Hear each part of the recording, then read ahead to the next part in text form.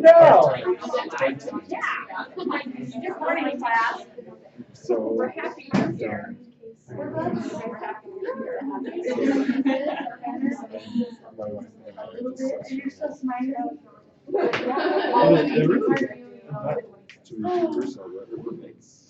All right, I would like to volunteer for a thought and a prayer. You do not have to do both, but you're welcome to do both. Who would like to volunteer? she just asked for volunteers for You are awesome, Mariah. Okay, everybody. I appreciate the fact that you enjoy each other. I appreciate the talk that we're having conversation. That's good, but especially today, we would like to talk with you about some important things. So if you can, let's keep the side conversations so they don't occur. Is that okay? All right. Thanks. So, yesterday, I was really tired. Just probably attest to this. But I was just, and when I get tired, I get cranky and moody, and so I was just in one of those moods. And I was walking to campus, and this guy passed me, and he's like, "Hey, how's it going?" You know, and it was very cheery and very kind. And then another guy said, "Hey," because he passed. He was riding on a bicycle, and it just was such a tender mercy to me that, you know, the Lord knew my situation, and those guys didn't know my situation, but they were kind enough to say hi, and it made me think about the scripture that's for next week, which is, you know, I will be on your right hand and on your left, and mine angels round about you to bear you up. And I feel like in the nursing program and as future nurses, we can help build those who are, you know, physically suffering and who may need that pick me up every now and then. And I know that the Lord is aware of our needs and our situations, and I'm sure you probably all may be tired at this point and just ready for, you know, clinicals, your preceptorship, and everything to be done. But I know that the Lord's aware of each of us and will help us in our needs. And I say that in the name of Jesus Christ. Our beloved Father in heaven, we're so grateful for this wonderful day that we have to enjoy, for the beautiful sunshine and Rexburg wind to accompany it. We're grateful for the chance to be here in our nursing leadership class and to be reminded of those things that will help us in our future careers and lives. And we are grateful for Sister Miller and Sister Forbush and their efforts to help us in our efforts to succeed. And please help us with those things that we stand in need about this time. With my spirit to guide our studies as we prepare for these last final weeks of the semester and the exit exam and other aspects of our lives. And these things we say in the name of Jesus Christ. Amen. Amen. Thank you, Mariah. I'm going to close the door. You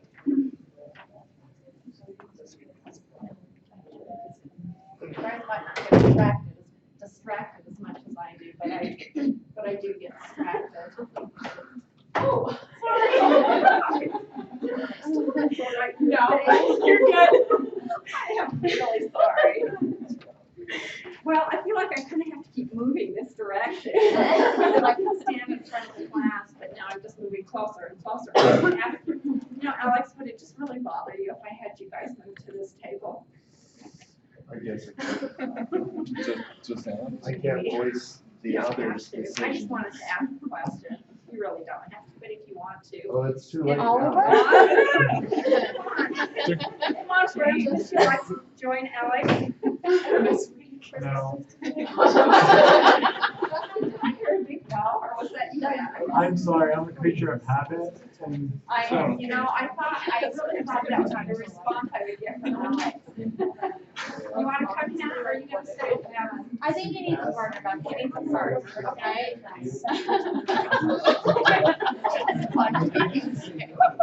I really tried to look for some, so you surprised me, so thank you. It's been a surprise.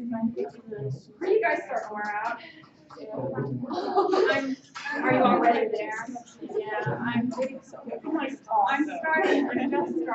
see a lot of fatigue. I'm seeing it in your faces, I'm seeing it in the things you do.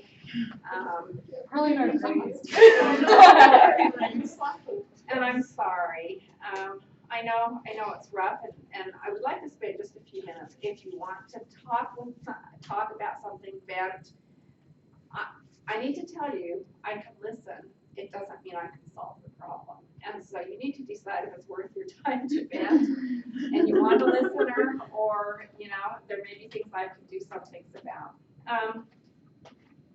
I'm speaking also for the camera, so I would like you to encourage your friends, you know, to be sure to listen to these, particularly with legal issues that we talked about last week. I loved it that you were here, and I hope that was helpful to you.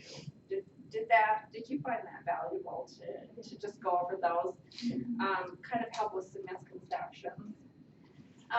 So I wish that the classroom weren't filled. I also know that it can't be, and that's okay too, but we're going to talk about just a couple of things, and this is for everybody. And so Sister Forbush is going to talk with you for just a minute. I think we've had some miscommunication, and we're hoping to talk you through that and help you understand it.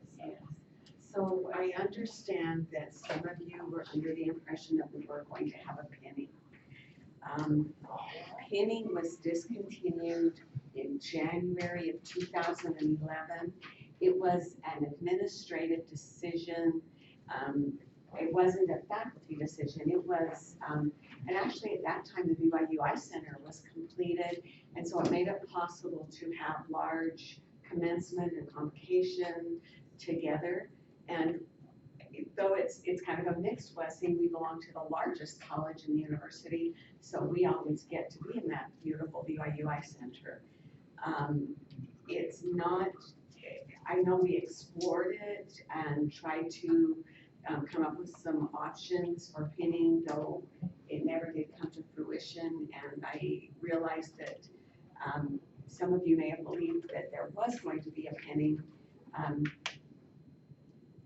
but we're not able to do that. You are absolutely welcome to wear your pins on your gowns. Do you have any questions about that, Jackie? So, I was just curious, Carmelita sent an email to all of us and told us to order them by a certain day. I think that's why we were all like, Oh, we okay, just bought so, these pins, that what are we gonna do with them? And they won't give us our money back, which No. is, you know, whatever. That's just a comment that maybe Sure. that shouldn't have happened, because. every semester the pins are always still available. If anybody wants to buy a nurse's pin as a memento, it's always been available. after I graduate, so Yeah, you can buy one anytime. Sure. The thing with the date is if you wanted to have it by graduation, it needed to be ordered by that date. And it's in order to guarantee that you have it by graduation. So, Oh, that's fine, She's but- doing what she's always done. exactly, it's the same thing that's always been done. So I I just- just think in future semesters, just make it more clear that we're not having one, so people don't hide pins. for How the can we naming make it ceremony more if there clear? is no one. Yeah. They say on the pins form, there's no pins on it. Cause it say like Okay, this pin so- is for momentum, but there's no pin. And actually, the letter that you got is from an outside, entity who supplies the pins. It's like, yeah, Right. So Carmelita can specify that. yeah, okay. Yeah. I will give Carmelita that feedback and ask her to please do that. Absolutely, that's. Because on that email it says like pinning ceremony July 14th, so it was like, So oh, we that are email didn't doing come from it. Carmelita though. Right, That and email so I'm came saying, from, yeah, Yeah, So I'm just saying that's where the some company confusion came from. who's advertising that wants you to buy their pins. Yeah, Well, those so we are- have no control, we have no control over their email. I can absolutely have Carmelita's email send, specify that there is not a pinning ceremony. But the email from the company, that's, they're an advertiser. They want you to buy their pins. That's what they do. Yeah, yes. Sorry, I'm gonna probably be back then for sure, but I was just wondering why they chose not to. Administration actually stopped all peripheral types of celebrations and wanted to bring the whole university together. We have our beautiful BYU-Idaho Center where everybody comes together and has one big celebration, and then our college that has it together. So they wanted more consistency. There's a possibility that in the future that perhaps something could change, but in 2011, January 2011 is when the BYU-I Center was completed. And so since we have this amazing facility, they wanted everybody to come together and use that facility. That was the direction, that was kind of the history of what happened and how it happened. Anything else? So I do have one really kind of a nice thing I'm really happy to share with you. Brother Sanders and I got an email from a former student, a graduate, who was a patient in one of our local facilities and was very, very complimentary of the nursing care that she received. And she said, let's see, I'll read up just a part of it. Several of our students took care of her. A student doing their preceptor actually took care of her at a very stressful time when she was having an emergency C-section. The student who was the preceptor was getting this patient ready, and she said as the doctor was barking orders and 6 other nurses were in the room prepping her, the student handled the whole situation with such competence that it made me feel much less anxious during a very scary time. She even remembered that I wanted a priesthood blessing before delivering the baby and made that a priority to ask my husband before going into surgery. That is good patient care. That's what she said. So great job, you guys are doing that.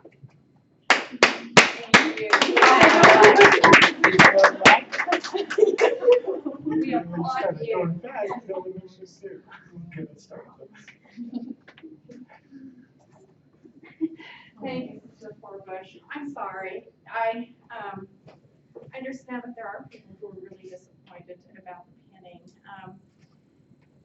Because the university, really has done that, and you probably noticed that the faculty don't wear, and students don't wear honor cords or honor stoles, all of those kinds of things. I believe that change occurred about then. Yes, it did.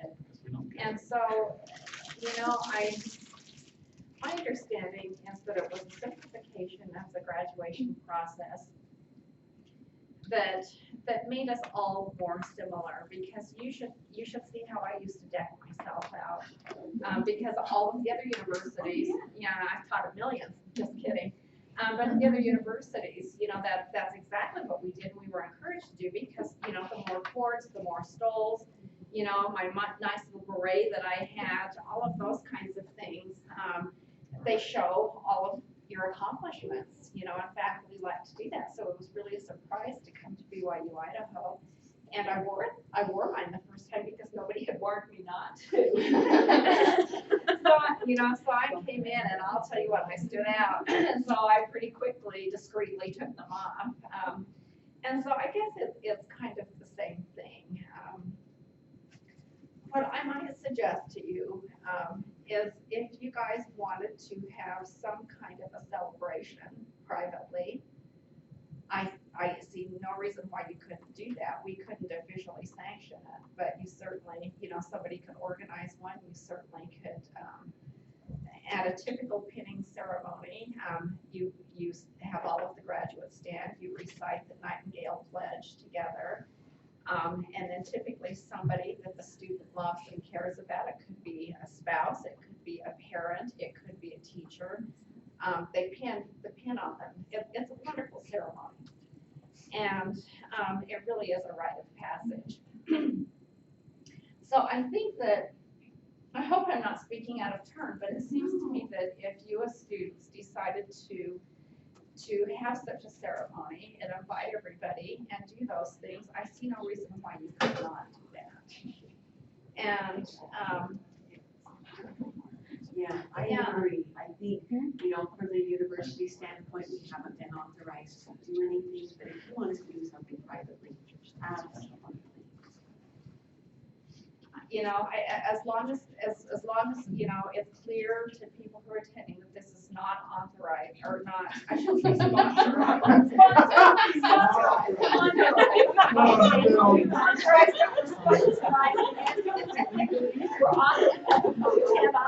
it, but then I think as long as you're clear Breaking the about laws. that, I would suggest that you come together and make this meaningful for you.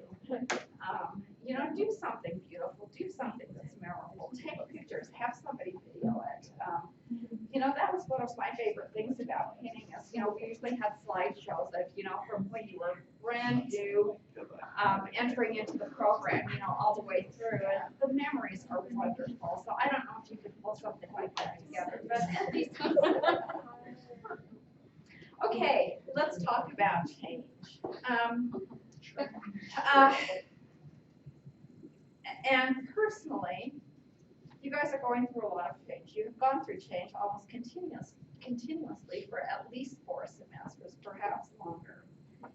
Do you want to vent? Do you need to say anything? Do you have questions? Do you have concerns? Like I said, I don't know that I can solve them, but if you would like to talk about change, Ammon. All right, so something we've become aware of is that we no longer have access to our previous HESI case studies and other things like that, which were extremely important for me to be able to study for, my exit HESI and other things like that. So I've had resources taken away from me, which I've had for my previous semesters, and especially 433, because none of us know what the community health HESI is going to be like, and they take away our HESI case studies, which are my most go-to resources for study, and it's not there. And we don't even have access to the ones we need to take before we take the community health HESI. Okay. Well, no, next week. I need some clarification on this because I had this brought to my attention. I can manage what goes on in 490. I don't manage what goes on in 433. Is this an issue in 490, or are you talking to me about 433 issues? Well, I'm just saying, I don't know what happened, but all of our previous semesters are are gone. So I mean, before I took the exit HESI, which is part of this class, Okay. for the beginning of the semester, I studied fundamentals and things like that. I went over the previous HESI case studies, and now I don't have access to that. Okay. Should I want to go through and practice through those again? Do you know if the 490 ones are missing, or is this just? I can check right now. That would be really helpful for me to know. I need to know if this is across the board, or if this just happened in one class. I actually was going to talk to you about this because it came to me just before I came to class that in 410, this has become a problem, that just the case studies are not available. It sounds to me like this must be a HESI-wide situation. I certainly can contact them. I can ask them to restore it. Yes, Emma. Justin has the answer to that. Well, I contacted them asking where all this was, and they said the instructors have access, and it's restricted. The instructors do have access to a certain extent, but when I talked with you, I went in because I assumed immediately this had to do with 490. So I went in, and what I saw was that the case studies that you have already taken. I think that you've taken the first 3 case studies, and you still have 2 left. I think you've taken 4 and 1. And so I noticed that the ones that you have taken had dropped off. So I went in as a student and I wasn't able to see them. I was able to restore those, but I'm not sure that all faculty, all of us can do it, but I'm not sure that all of us have the knowledge. Does that make sense? I don't. Yeah. Okay, Sister Forbush doesn't. Because Kathy and I had tried to do, and we looked at them, and from our side, they're all open. Okay. 410, but we couldn't figure out how to get them open. Yeah. So what I found, and I had to do a little bit of experimenting because nobody had taught me how to do this. It's dangerous if you do too much. But what I found is there's a begin date, there's a due date, and there's an end date. When the end date is filled, it makes it disappear.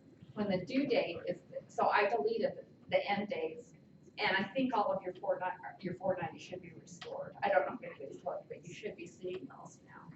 Yeah, we can review them. But I didn't do anything to make the change, and I suspect none of the faculty did. So I will contact Elsevier, and if this is something system-wide that they did, I will ask them if they can quickly and easily reverse it, or if it's a manual process.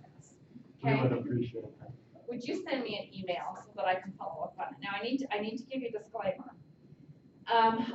When we finish this class, I have about 45 minutes until I have to go to a meeting point for a 2-day training that's required by BYU-Idaho in West Yellowstone. And so my time is super, super tight. I will try to initiate that. Send me an email so that I'll see that. I'll try to initiate it this afternoon. Is it an emergency if I didn't get to it until Monday? No. Evan? Thank you, Justin.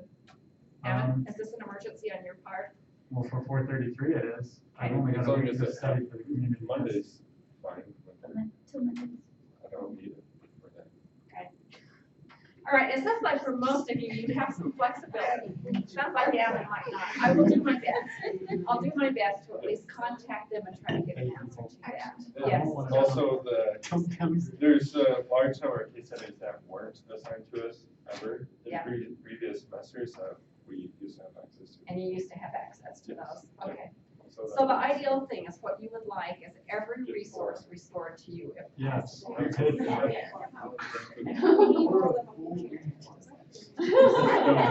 I'd rather get the resources. I don't. That's really care amazing. too much. I like you, Justin, because I probably without things I want a full refund. No, okay.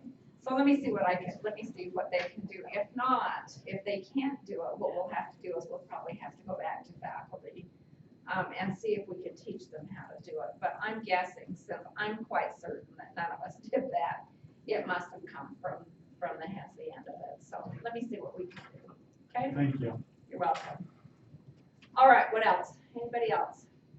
Yes, I Andy. have questions on the interviews we need to do this semester. Can Okay. we just go over that? All right, let's go over that. What I would like you to do, the very first thing that's going to give you the most information is to go into your clinical packet. Everything is spelled out there. So you've got a list of possible interview questions. You've got a form that you need to fill out. You've got a form that every person who interviews you needs to fill out. So all of that's in there with instructions. So it's pretty self-explanatory. Let me walk you through it just briefly though. Our suggestion, based on what students have told us in the past 2 semesters, it's really, really helpful to go to the BYU-Idaho Career Center. Do you know where they're located? They're in the memory center, I'm Yeah. not exactly sure of the Okay. room, but they're Do you great. know? Yeah, so I just went there yesterday. So Okay. so if you're going from like the bowling alley and you're going towards Freshens, it's kind of that, if you go around Freshens, that little kind of hidden hallway there, and it's at the end. It's in a very weird kitty corner place, kind of Okay. around. Yeah. Oh, really? Interesting. Okay. So if you go there and they will both help you with interview prep, but they will also interview, and you may count that as one of your interviews. So my suggestion would be start that out as your first interview because it really helps you, and then you need to get 2 more people. We would like them to be, if at all possible, and I realize at this late date I'm quite concerned because you only have a short period of time. But the best thing is if you can have an interview with a healthcare professional who hires. That's really going to give you the best workout. Yes, Hannah. Is a phone or like Skype interview possible You or need to do it in person if at all possible, because one of the things they rate you on is the first impression, which is critical. We'll talk about that a little bit more in the next few weeks, but a first impression can make you or break you. And so we really like to have you walk in. We want you to wear a professional dress. We want you, to get to a point where you feel confident, because we can be really weighted on that. Okay. Is that a concern, Hannah? No, I just have a couple people in Utah that I think would be a They really good could do a great opportunity job. to work with do interviews, but I'm like not going down. No chance that you're going down soon, there. So I thought at least like a Skype or FaceTime. My suggestion on that would be a last resort. Will you try to find somebody, you know, that you Oh, can yeah, do a of course, I'll face-to-face try interview? here, but. If you have a really compelling interview that you think you can have on Skype, you know, that there's no way you can get that same interview experience, just talk with Mr. Forbush or me, or, you know, drop us an email. And, you know, just give us your rationale and justifications, and, you know, probably it's fine, but again, a Skype interview doesn't quite do the same for either that face-to-face does. Did I see other hands? Lydia, did I see your hand? You answered it. Okay, great. Anybody else?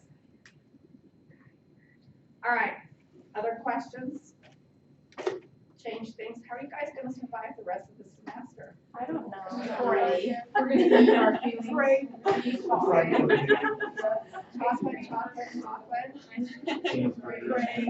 my gosh. Cry. What's the issue, guys? What's going on? We don't know if we're even gonna graduate. Yes. That's really scary right now, at least for me. So why do you guys think you might not graduate? The HESI. Like the exit HESI is a different story, but community health and like the leadership one, I do not feel prepared whatsoever. Okay, so why are you guys freaking out about the community HESI? Are you listening to rumors? Well, no, Are it's you- completely different from any HESI we've taken. It's not a med-surg HESI. And there's It's not- no, There's no resources. And even the practice HESI that we just took, That was awful. I don't even know if that was. 50%. Nobody measured. I don't This know. was at the highest to 76, so nobody was. So what I want to know is what did you do to prepare for that test? What Yes, can I we- did don't all know the what- preps. I went through the e-preps and then I did a couple of, I probably did 25 practice questions in a, like a Quizlet Okay, that I found, but okay, did you guys forget the Saunders, they don't resource? have a community health portion, I don't. Oh, they have tons, they're broken down, it's not called community, all of you, most of you who met with me, I actually took you through it, does anybody who met with me remember going through that? Lydia, did I hear it? Oh, yeah, you don't remember? Would you like me to take you through it right now? That would be so, that would be. So, let's do it. Yeah, you can find leadership and management for this. Whoa. Yeah, just fix, there we go. Okay. Well, I just have a quick like question comment. Yeah. Have the semesters before us been this like anxious about it? So do you maybe know why we're the first I don't think cohort I to do, be I like don't super think I've panicked seen that about it? Or? anxiety level. It's spring and No, I'm they'll not- test I you don't out. think I've seen the anxiety level when I'm sitting with you guys. And so that's been a little bit surprised. So what's different with that? Like I'm just curious what's different with us. Well, that's why I was asking, Because our- that's why I was asking who are you talking to? Because, you know, I haven't talked I to have anyone. found that cohorts can really whip each other up. You know, as people start talking and stressing, and it's like anxiety is catching. So, yeah. Well, I think for me personally, I've been a little more discouraged this semester for several reasons. You know, just some of the deadlines and stuff, like we're used to how it's been going the last year. You know, things are due on Saturday, and then you have this, and then you have that. Well, this semester, I feel like some are due on this day, and not like your typical discussion boards. I'm talking about, for me, like, I got a 0 on a paper. But she did give me a chance to fix it, and I fixed it. But then I would get, you know, like I got the 20 on the discussion board, and I was like, what am I doing? I can't even get these good grades, but whatever, like I keep trying and this and that. Well, then I missed the case study, because I got on Monday, Tuesday, Wednesday, Saturday. I didn't check Thursday or Friday, and those are the only 2 days it was open, so I missed it. And that was a total disaster trying to get a chance to take that, because it took me down 10%. So I was like, this is so frustrating. I mean, I want to pass. I am not a student that misses things, you know, ever. So it was really heartbreaking, and I like couldn't focus on anything else because my grade was so crappy. And I'm just like, then I got this testing coming up, and I'm thinking, I have no wiggle room, none, because of that case study.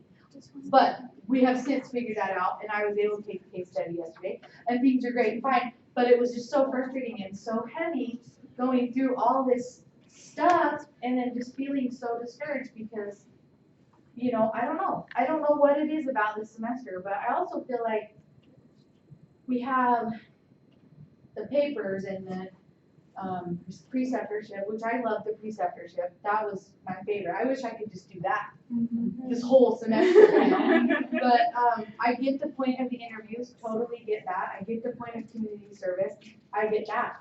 But because we all have a different preceptor schedule, some things get missed, and it just seemed like there was like absolutely no wiggle room at all, even for the 5% off per day. But it's just heavy. It's really heavy, and it's like just discouraging because I'm thinking, if I don't graduate this semester, I'm gonna freak out if I have to keep going because it's so frustrating. But I feel better. You know, that case study really threw me for a loop, and I kept emailing. I know the teachers are like, we don't like her. But I was so frustrated, and honestly, I'm an older student. I don't do stuff. So I could not focus on anything else because I couldn't turn in that case study, and it dropped me down so far. And so for like weeks, that was week 6, and I just took it yesterday. So for 3 weeks, I've just been like, I hate school. Because there's no way I can recover from this 10% drop. I had a 78 in the class, and I was like, if I don't ace the HESI the first time, I won't pass the class. You know what I mean? So I just felt like I had no wiggle room and was really discouraged, really discouraged. But yesterday was a good day. It was a good day.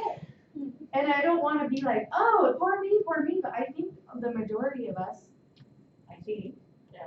are just, we have a really bad case of senioritis. It's just And very we just, different it's just semester. it's frustrating this semester. Yeah, it's just a very different semester than. Well, my specialty is mental health. We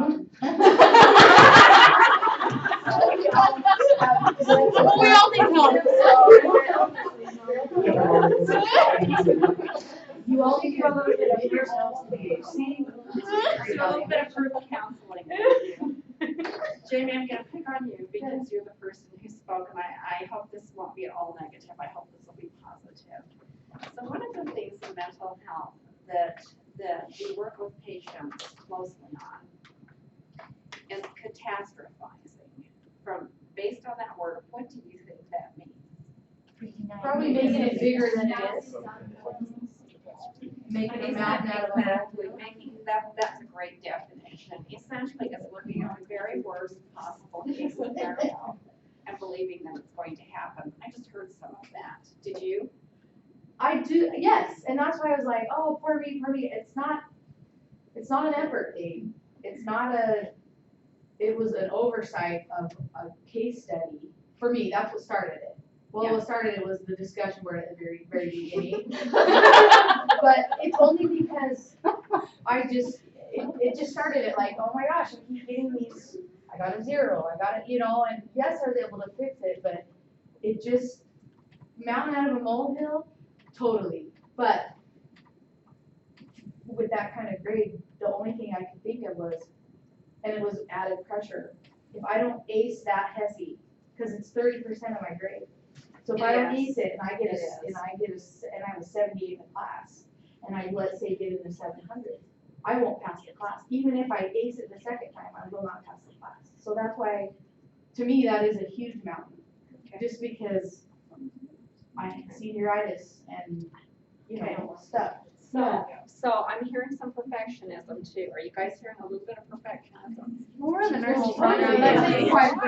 You're all types of personalities, with the exception of maybe 1 or 2. Your reds, your blues. It's awesome if you're a white or maybe even a yellow at this point. That may help you get through this. I know. Okay, but let me talk to you about a couple of things. Again, I'm going to specifically go in. A 78 is frightening, but a 78 is not yet failing. 73 is. You, Jamie, and when I say Jamie, I want all of you to put your own names in here. Jamie, you are an accountable person. I've gotten emails from you. I've gotten notes when you've submitted things saying, if I didn't do this right, please let me know. I think that when you haven't done something right, we've let you know. You know, that's a wonderful attitude to keep checking with the faculty and saying, is this right, you know, or if you get a low score, and again, I think most of you will see that if you submit the wrong e-prep, we give you a 0, but when you submit the right one, what happens? So you guys are all accountable. You follow through on things, Jamie, so even if you have a 78%, we're only at week 9. So, well, I shouldn't say only, I mean, that is a little bit past that, but a 78 isn't your final grade. You still have a chance to bring it up. So instead of spending your time stressing and worrying and having 3 bad weeks or 4 bad weeks, because you failed one case study, the better thing would be to focus your time on practicing for the HESI. Because isn't the HESI, you need to decide what your biggest issue is. And if it's that you didn't pass the HESI the first time and you had a fairly low grade, you need to be practicing, you need to be doing testing, and you need to be killing yourself doing that, not stressing about other things. Does that make sense? Right. So it's a waste of time. Right. If you overly stress about things that are past the point. Now, it sounds like you persevered. You have a chance to retake it. So it did take a lot of time. Hopefully it was worth, you know, retaking it. Hopefully it brought you to the grade, but still, you could have passed with a 78%. Does that make sense? Yeah, I know, yes. Okay. So think about that. Right. Okay, so are you okay? You're not feeling like I'm Not at all. okay. Not, I really, not I at don't all. want to go home and No, I feel fine about that. I think it was just a combination of, because I'm way better today. Got that out of my hair, redid the tape, whatever. But now we're faced with, does anybody know how to study for? Okay, so I'm going to talk with you about that. Yes, Mariah, I think you do. Go ahead. So last semester, I didn't pass the HESI the first time. And, you know, initially they told us we'll just study the e-preps and everything. But I think, you know what I think just, you know, having more time to study helped. But also, they had an older public health nursing book, and then they had evolved resources for that. So the end of the chapter study quizzes was what I studied the second time. And then they also had, you know, evolved resources for this book's public health book. So there's that. I don't know if that would. Okay, so you went into the evolved resources where they have little quizzes and they have the case studies. Have you guys been doing that? If all else fails, read the textbook, really. I have, Alex, I don't even have time. I know, but let me talk to you about that. You know, every one of us have 24 hours in a day, and it really depends on what your priority is. I would suggest that all of you that are really stressed make a plan for the rest of the semester. Now, there's a mistake that one of our students in our first graduating semester, so that would have been fall, she made a major mistake, and let me tell you what it was. She felt like the exit HESI was more important than anything else. So she focused on, she loved her clinical, like you guys did. I think most of you have found that to be a wonderful experience. She focused on that. She worked and worked and worked on taking practice questions for the exit exam.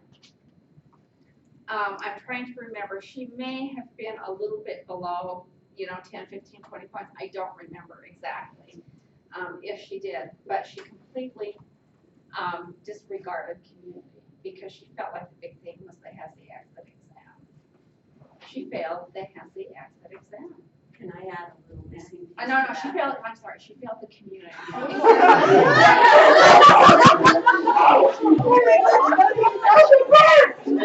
She passed the exit exam with flying colors. She got a fabulous grade. I think it was over 1,000.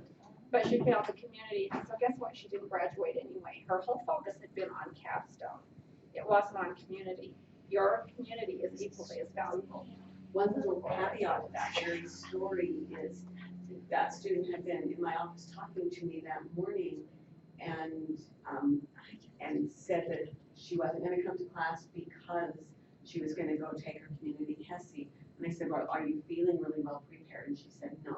And I said, well, today in class, we are going to do a study session. We're gonna do NCLEX type questions and helps for the NCLEX that would help you with your HESI as well. But she still made the choice not to come to class, but to go take the HESI, not feeling good. And she had another day. She didn't have to even do it that day, it could have been the following day. There were a series of poor choices here. I think because she really didn't understand, that both classes are equally critical. So the capstone is a 4-credit class. This is why you have a lot of things. I don't think you've had any other 4-credit classes in this program, but what that equates is 12 hours of study per week. And I'll guess that most of you probably aren't putting that much in. And that's okay. That's okay. I'm not putting a guilt trip on you. If you don't need it, then certainly don't do it. But if you think about that, and then what's your community? Is that a 2-credit class? If it is, then. I'm trying to remember, but I think it may be a 2-credit class. And so that would then be another 6 hours outside of class and outside of the internet time that you spend for this. So you're looking at 18 hours of study a week. This is a heavy semester to write. And so there's a reason you're feeling stressed. I don't know if you're taking any other classes. Some of you may be taking like an additional religion class or something else. You indeed have a heavy semester. So now what do you have to do to graduate? I would look really carefully. If you've already passed the HESI at once, so far we've not had students get significantly lower that they would not pass it, at the end. But if you're in that range where you're close, I hope you've been doing your Saunders testing. There's a reason that we have you make a commitment to us that you're going to do it, that you get points every week for what you're submitting. And so you still have some time left. If you're feeling weak, get on it, guys. Really, really spend the time. I know that exercising is important. I know that family time is important. I know that all of those things are important. But if you think about the trade-off, if you can do this for 6 more weeks? If you can do this for 6 more weeks, it will save you 4 more months if you happen to not pass the test. Now what you need to decide is, if you're going to do okay, you think on your HESI. If you've done your practicing, you really need to be focusing right now on community health, right? I want to validate what you said about the Saunders testing too, and I've told a number of the students that meet with me for their Saunders testing this very thing. But we had one student who used lots of different resources and was doing lots of different things and felt like the study mode was a better way for her to learn, and didn't really think that the Saunders exams were very helpful to her. And when she did them, she couldn't get the scores up to where she felt like they should be, and it just frustrated her. Well, she did not pass her second exit HESI. In the 2-week period between, and I believe we have told you that there is a 3rd exit available at an additional cost if anybody is not successful on their second one. In that 2-week, she completely changed her attitude, she completely changed her strategy, and she worked on those Saunders exams, and she got her scores up above 80% and worked really hard, and she was successful the 3rd time, and she was successful on her NCLEX. So it really does work. They really are of value. I found 2 things. I found that students who read their textbook from the beginning are really successful students. It's the oddest thing, because there's all kinds of gimmicks, but I really found that just reading the textbook has helped my students to do better. It may be too late at this point for you to read the textbook. If so, do the best you can. Read chapter 4. You haven't read Saunders chapter 4? Yeah, no, that's a wonder. If you haven't read it, I would really suggest that you do.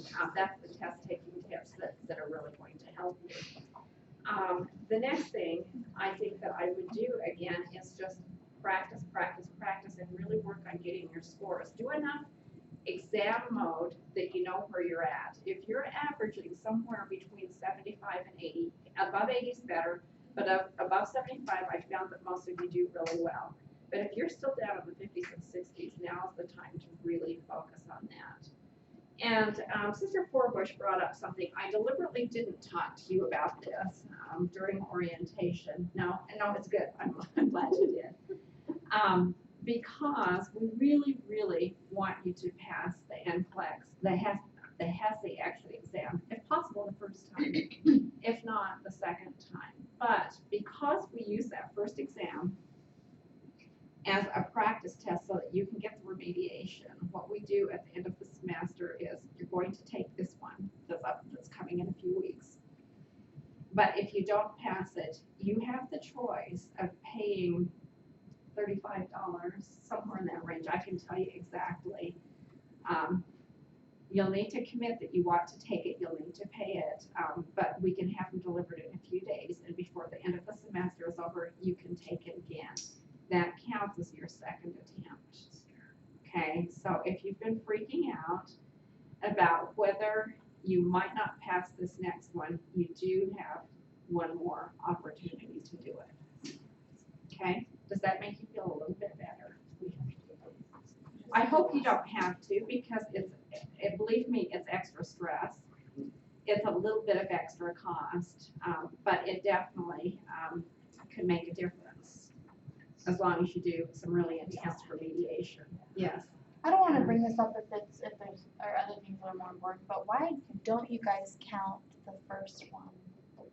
And if we like end up doing really well on the second one too, but why don't you take into account like the first? I'll tell you the reason why. It's kind of a psych issue in that we did that the first semester, and we found that the students who had passed the first time essentially checked out of the class. And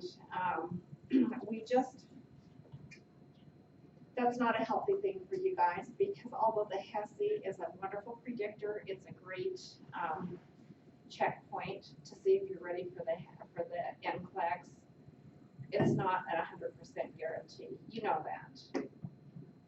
So that's the reason why, is because we really feel like continuing to study and test yourself throughout the semester is what you really need to do to successfully graduate. So we tried it.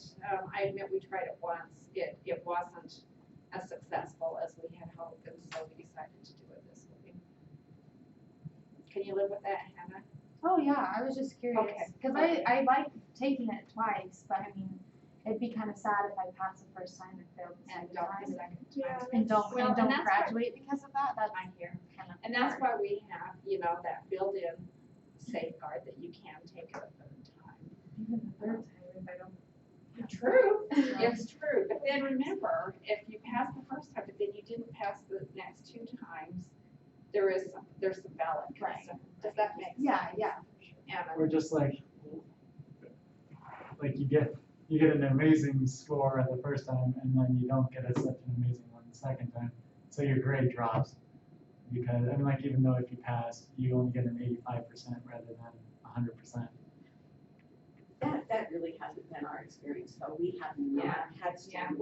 I don't think we've had a single student who hasn't done better. I don't think so. I don't think we have. No. We haven't had anybody who passed the first time. Might prove you guys wrong on that one. What's that? Oh no. Oh, you're gonna prove me wrong on that I one. might be that one student that. I certainly hope not, but we've really found that students who did well the first time have typically done pretty well the second time. Mariah, am I lying? I don't know. I could be. I think so. Okay. Well, she doesn't know everything, but she knows a lot. She's actually, Mariah is a really good person to talk to, because having been through this, I think that she's a very wise counselor. So, any other questions? Let me show you. Oh, yes, Lindsay. I was gonna say success rate of people who didn't pass the first time. I don't know about you guys, but. It's pretty good, actually. This is what I would say. This is ballparkish, but I would say that we have somewhere between about 10 and 12 students that typically don't pass it on the first try.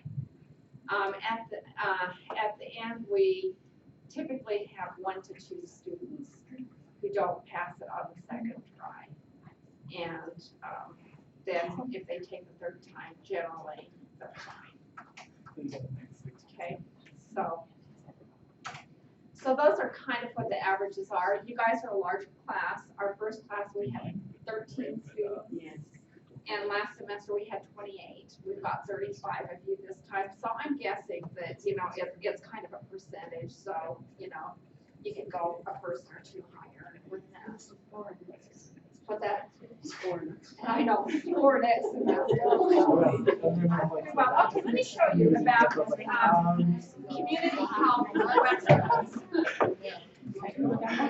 Okay, so in community health, you guys do a little bit of end of life, don't you? Or yes or no? No, not really. Okay, never mind that. You don't do fundamentals, don't worry about it. Okay, here. You guys definitely do disasters in there. You do some ethical and legal, I believe. I think you do some triage again with your disaster management. I'm thinking that care delivery might be in there. So all of those would be good community health practice ones you could do. Okay? So that is under content area. Let's look at priority concepts.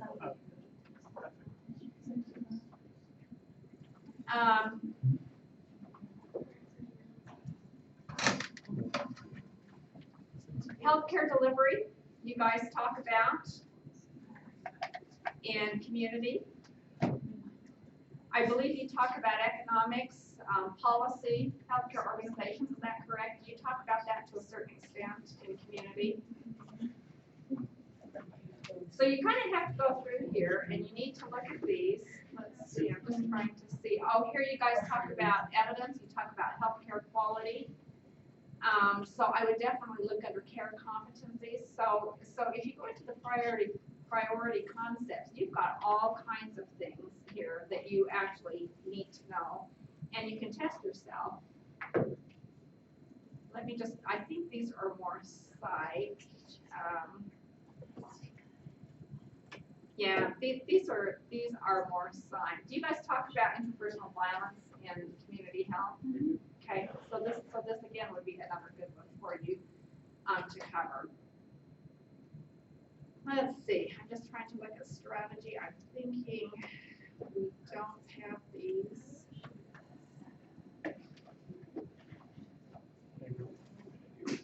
I would say probably not there. So it's really, if you look at the content area, priority concepts, let me check the integrated process. Oh, here is definitely one that you're going to have a fair amount.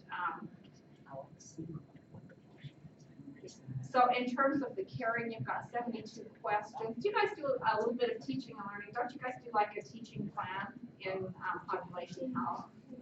And so you might want to include that. But as you can see, if you just have to go through and you have to find some of the line, but that will help you.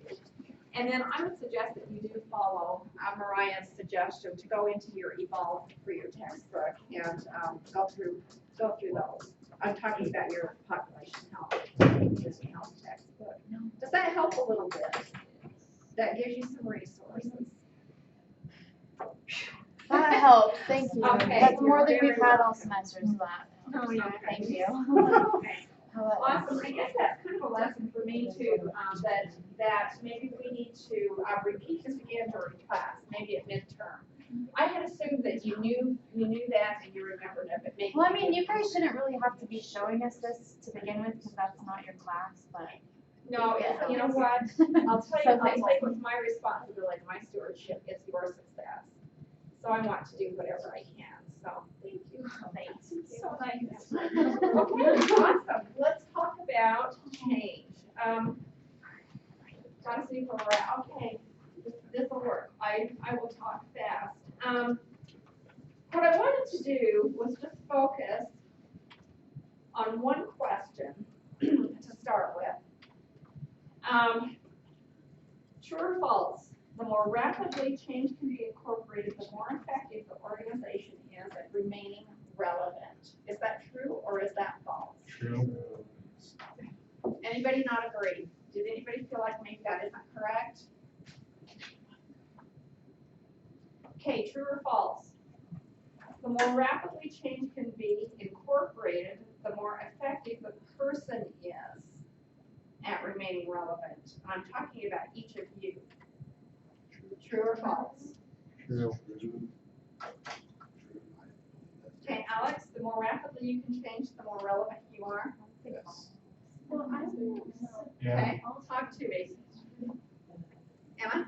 Oh, no, when I first read the question, when I was doing the e-prep, I immediately wrote down false, because I just was like, no, it's not true. Yeah. And then I looked in the book and it said true.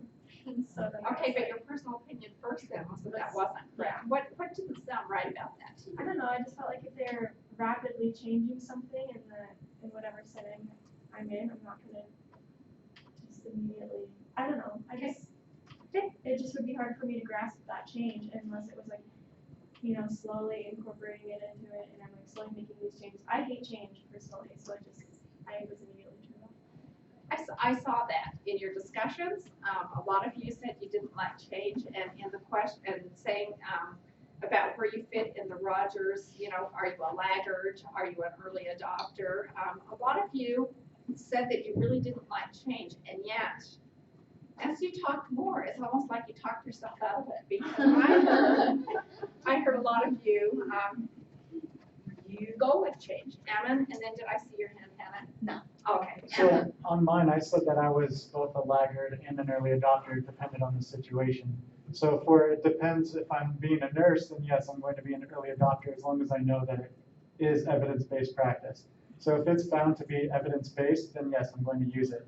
I'm going to adopt quickly, otherwise then I'm no longer relevant and I'm using old evidence-based practice or whatever else, and it's no longer evidence-based practice. So I'm going to continue on learning and continuing my education, so therefore I'm relevant.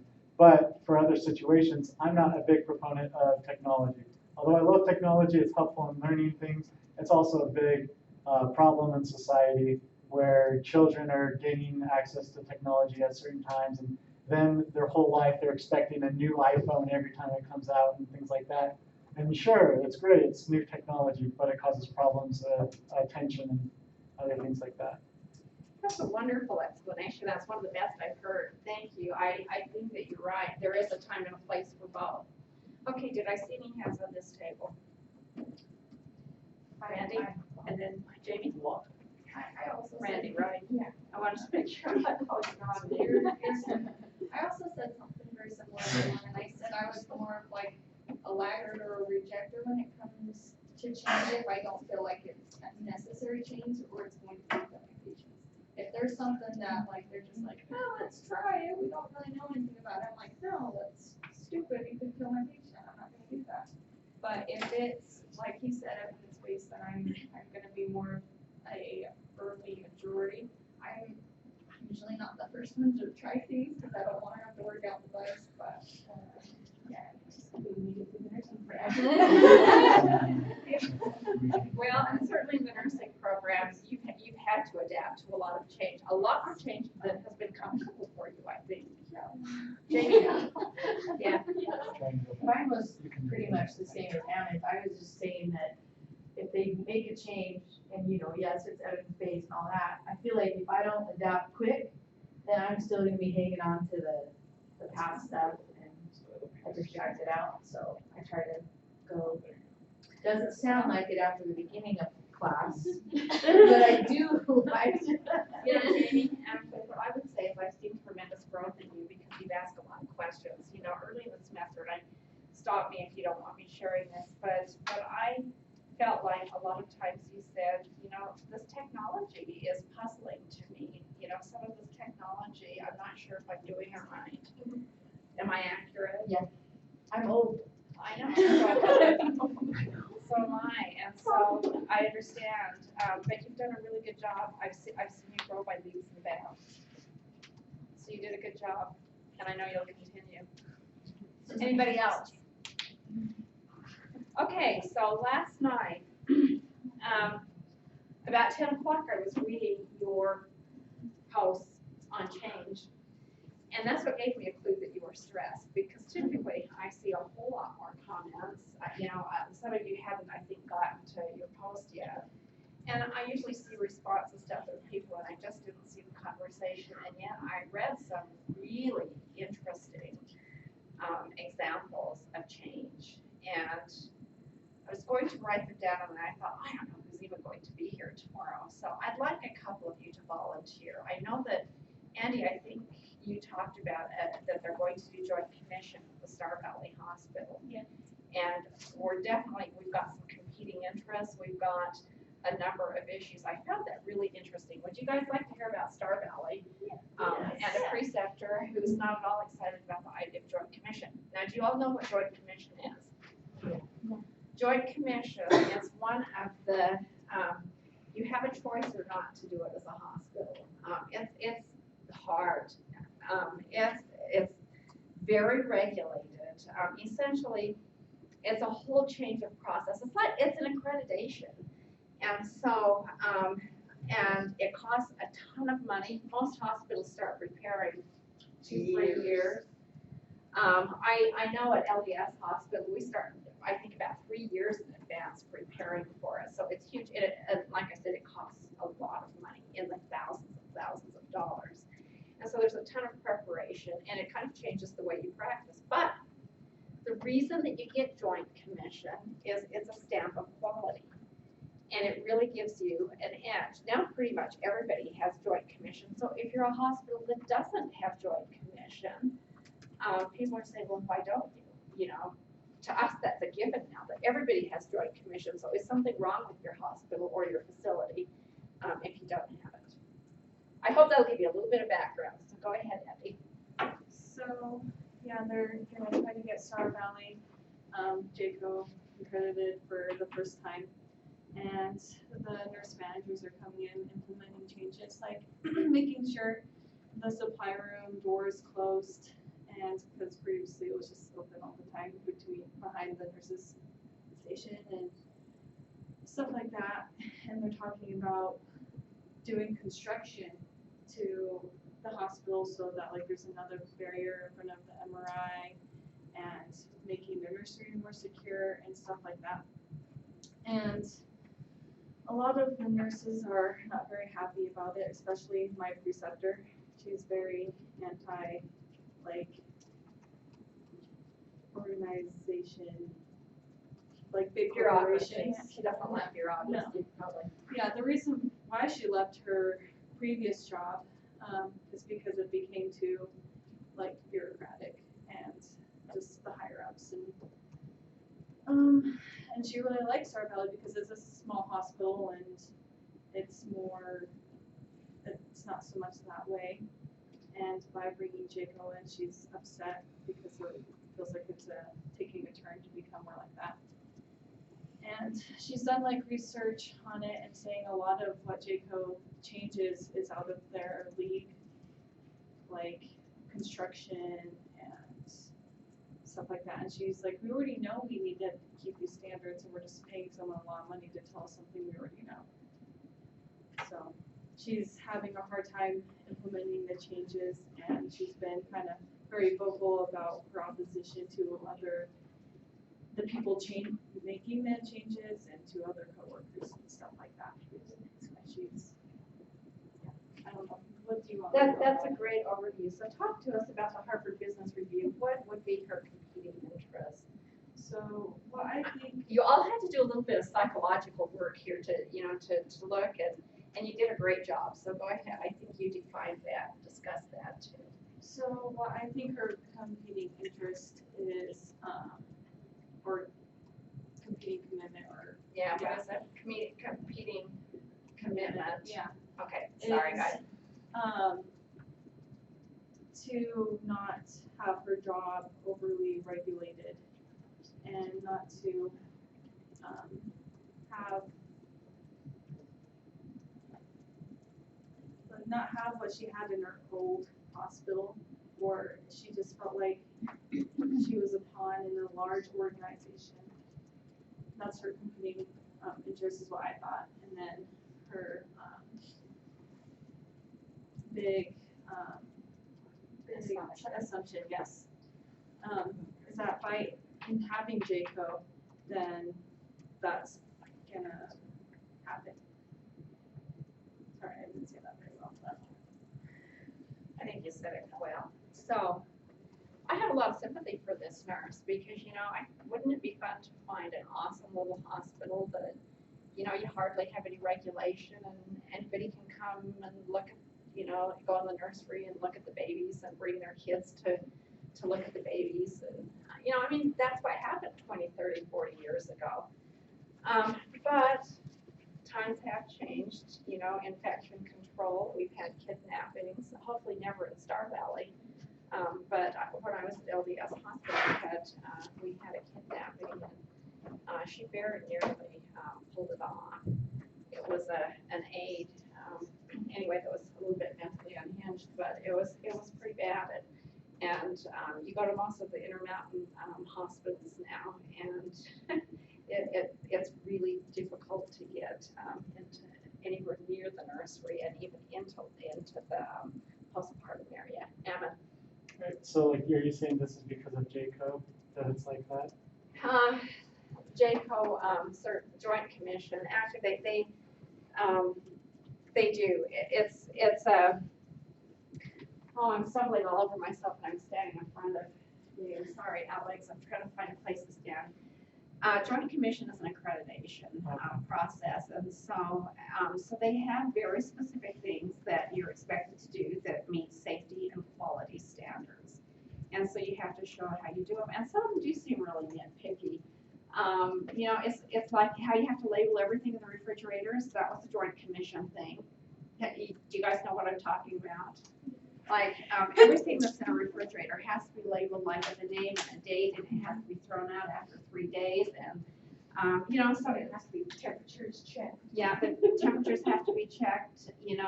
There's all kinds of checks and things, and it probably has made the hospitals safer. But in a small town where people have always done things a certain way, it's kind of like now we have to wash our vegetables. When I was a kid, sorry about the story, but when I was a kid, we'd go out in the garden and we just pull them up and we wipe the dirt off and we'd eat a carrot, Don't do that much anymore. And so it's kind of that difference. So I think particularly in large cities and large hospitals where you're always under constant threat of a lawsuit. And you saw some of the lawsuits that are almost unimaginable that we talked about last time. And so that's how we protect ourselves. There may not be as much need in small town hospitals, and yet, who knows? Star Valley is a really good hospital for, how small it is. It's ranked as one of the top 100 rural hospitals. Provides really good care. So she could be very right, that they already have implemented a lot of those processes. What Joint Commission does is that formalizes it. And so honestly, I have mixed feelings about both of those. I certainly understand her point of view, but that seems to be a change. I think that pretty much every hospital is going to. So she's going to have a more and more difficult time, finding a hospital that doesn't have all of those regulations. Thank you. That was a really interesting case study. So we had some of you others. Would any of you like to talk about what yours was? Some of you told. About personal competing interests. I think it was Arista, and she's not here today. Well, I know mine was kind of personal. Go ahead, share with us. So, as most of you know, and yes, I remember yours. This is a very interesting one. I think you'll enjoy it. I want you to give all the details. So I'm a convert to the church, as most of you know. But so my family did not take my conversion very well. And I should say that there was about 2 members of my family that were very against it. And then the rest of the family kind of was like, okay, we're not really going to get involved. So with my dad, he was very against it. Just kind of didn't want to accept I was going to do it. He was like, well, we'll talk about it. And that's all he told me. Stop for just a minute. I want you to tell about the culture of your town. Oh, because there's a reason for probably her father. So I'm from Susquehanna, PA, so that's where the restoration site is. And my town, so if you're in that town, chances are your great-great-great-grandfather was also in that town. You just kind of stay there. And I found out that I have ancestors that were there during Joseph Smith's time. And so this town has a very strong stigma against the LDS religion. There's a lot of rumors, because just kind of like telephone, you know, it gets passed down generation to generation, and things get really messed up. So, and then just small town mind doesn't help at all either. So, so yeah, my family had all these assumptions, and then to boot, they're just very like about tradition. The whole town is kind of about that. Just very strong about tradition. Like just this past Christmas, my uncle, well, my family decided to do the gift exchange on Christmas instead of Christmas Eve. Well, it was like World War II. And because we always did on Christmas Eve and you don't change it. And so that was kind of like my dad's point, like, why are you changing religions? We've always been this. There's no reason for you to do this. We're a good family. Because he kind of took that as, you're changing religions. You only do that if you come from a bad home, kind of thing. That was his perception of it. So, you know, I kind of had to convince him that, no, that's not why I was doing it. It was because of how I was raised that I was able to make the change, is what I had to keep telling him. I don't think he still quite gets it, but, you know, it helped. And, I mean, they all ended up at my baptism, so it ended up good in the end, but it was just kind of working through the preconceptions and The big assumption. the big assumptions. It sounds like there were a lot of big assumptions, and there were some competing, I was going to call it commitment, competing what? Oh, it is commitment. I said something else. I'm so sorry. You know, I stand up here and believe it or not, I still get nervous sometimes and think words go out of my head. So isn't that an interesting story? I mean, you know, that's a huge change to change religion. And so you think about all of the assumptions and the competing commitments. Like Lindsay said, probably one of her father's competing commitments was, why would you disrupt this family? You know, like we said, we're a good family. Why would you bring some religion? And then, of course, the town culture is that, you know, those crazy Mormons, you know. Thank goodness they got out of here and went to Utah. And the funny thing about that is now there's a huge visitor center there for the LDS church. That was never there before until about 2 years ago. And that was an uproar. Like, that was like, what are you? We had to reroute the highway for the visitor centers, for the houses and the Joseph Smith home and everything. And, oh, the town was not happy. That highway's been that way for, you know, hundreds of years, and you don't change it, and just because of this church. And but it's kind of funny that, like, ever since that site has opened up, and of course, you know, small towns are nosy, so of course they came to the open house and they, you know, because they were ready to tell them exactly how they felt. And then they found out, oh, you don't believe that? Oh. And then it's actually helped a ton, which is ironic, but yeah. I'm sure that it has, and I suspect is that brings more business to the town. Here is a change that I think, you know, you'll see in that community.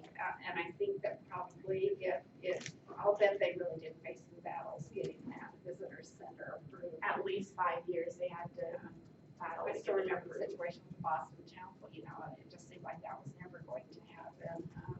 You know, it's really hard for these communities that are really solidified to make that change. So now, I want you to tell me what Lewin's force field theory, what are the steps of change? Because I think that would go along well with what Lindsay experienced, because she saw the change. Andy talked about a change that hasn't occurred yet. We're not sure what the end of the story is, are we? So what are the 3 steps? Okay, so what was the unfreezing, particularly with your story? Have to get them out of their like traditions and help them. Okay. Do you think unfreezing is painful? Think about your own situations. Unfreezing is probably the hardest part, isn't it? Okay, and then what's the next step? Okay. Moving. Okay.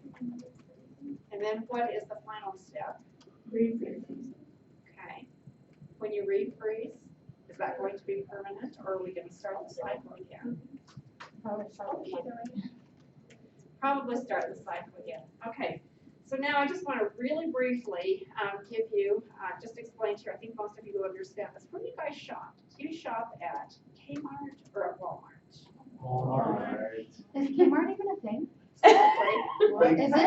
I haven't seen one in a really long time, so I don't know. Oh, they took it out of really? Redford a long time ago. I think I know of one maybe in Salt Lake area. There's one in Idaho Falls. There's still one in Idaho Falls. One maybe in the whole. Okay, so Alex, say that loud enough so everybody can hear you. These are the quote unquote ghetto stores. There was one in South Phoenix. It's really weird because they start advertising for Christmas in September. And they put layaways and the stores, the ones I've been to, they're dirty, run down, don't keep them clean, and there's always a sale, but nothing's cheap. So. Is that why you guys don't go to Kmart? Well, and there's just more Walmarts too. Like I said, I didn't even realize Kmart was still a thing. Does Kmart supply food as well? No. They do, and some of them it's limited. It's not to the It's extent not like a of Walmart. The Kmart that was in Washington that I know of closed down many years ago, so I don't remember anything about it. Okay, so do you know who bought Walmart? Someone bought Sears. Sears and Walmart merged when, Sears and Kmart. Okay, sorry. Oh. Let me back up and say this correctly. Sears bought Kmart a number of years ago. They did a merger because both of them were starting to struggle a little bit. Sears was still in better shape than Kmart, but they did it. They kind of started sharing brands. What's happening to Sears? They've been around for years and years and years. I'm guessing close to 100 years by now. Could be a guess. Anna? Let's be honest though, I mean, most like department fronts are going down because of online businesses and other forms of business. I mean, like Walmart is stepping it up by including like grocery pickups and stuff like that. So they're revolutionizing and they're changing. Whereas these other, because I mean, like my wife used to work at Macy's, and that store, like, there's very, very few loyal customers that come in, and that's the only reason they're still open. Is because of those new customers that come in. So you're putting out something really important. This is where I was leading you. So 15 years ago, Kmart and Walmart were equally popular. People went to either, I knew people who didn't like Walmart at all, thought Kmart was the place to go. But that has really started to change. And why is that? Why unanimously you guys would rather shop at Walmart than at Kmart? What happened? because they have food as well. I don't know. Everything, and it's cheaper than places around here. But why did they do that? It was a choice. It was a strategic decision. Why? They cater to the customers. Exactly. They paid attention to what people wanted, the current trend. They made quick changes. They stayed relevant. Kmart and Sears have not made the changes quickly. They are no longer relevant. So I want you to think about each of you. It's important for you to look at change, be aware of change, because you don't want to be like Walmart when you've already lost your customer base and all of a sudden you're trying to do a few things to catch up. It's too late. One of them are. Kmart. Sorry about that. Thank you. Keep correcting me. I support I don't know. Keep correcting me. I appreciate that. So that essentially that's what happens. If you don't make changes rapidly, if you don't even understand what the changes that are coming need to be, you're not going to be relevant. And that means you as a nurse, that means you as an effective father or mother. It means you in a lot of areas. So that's why I really wanted to focus on that piece of the lesson. We're going to move on after Andy speaks to us, but remember that rapid change is important. So then it would be true for individual, rapid change for individuals, it would be true as well. It would be true for individuals as well. Now, I like what Ammon and several of you seconded, and the fact is, with family traditions, I would say that rapid change is not always the best thing, and so you need to think critically. This goes back to our critical thinking piece. There are many old-fashioned family traditions that particularly our church has been a great defender of. And And you've seen the rapid breakdown of the family. You know, we're getting to a point where the family is no longer relevant. Is this right? I would say no. I would say the family will always is extremely important, and so you need to protect that. But for the most part, you need to be aware, because if you weren't aware of the changes coming to families, then you couldn't stay relevant in protecting the family. Well, I think that's the difference between, trends and truth. So, I mean, obviously the world is trending, and whatever is trending is what is becoming relevant. But there are truths that you cannot change, and when you deteriorate those, that's when it becomes a problem. So, I mean, with the family, if you deteriorate the truthful doctrines that we have, which is family is the essential unit of society, then it starts to become a problem, and you see a deterioration also of society. That's a wonderful point. Thou shalt not kill. Thou shalt not bear false witness. All of those things are really old, and a lot of people think they're no longer relevant. All of the 10 commandments, indeed, they are relevant. And so those are things we really want to be laggards on. We don't want to be early adopters. Okay, I'm glad that you guys actually fortuitously separated. You two on this table, we're going to have you've got a problem, and you need to describe it to the class. You guys have a solution, and I want you to, when we have them present the problem, I want you to help them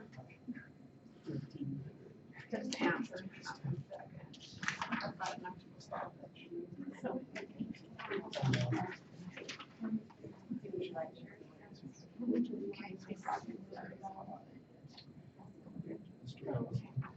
So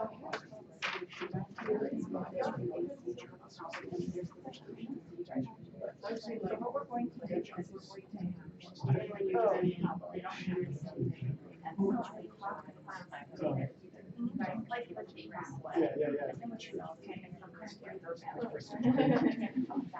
all right, you two, here's the problem. You've got the problem. Yeah, you are the problem. And here are some solutions for the problem. So what we're going to do is we're going to have them present ourselves.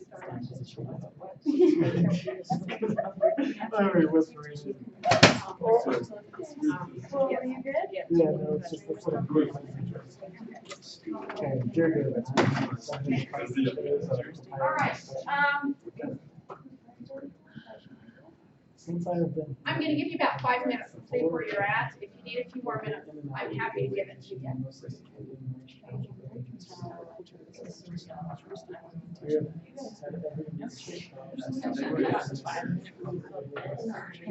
kind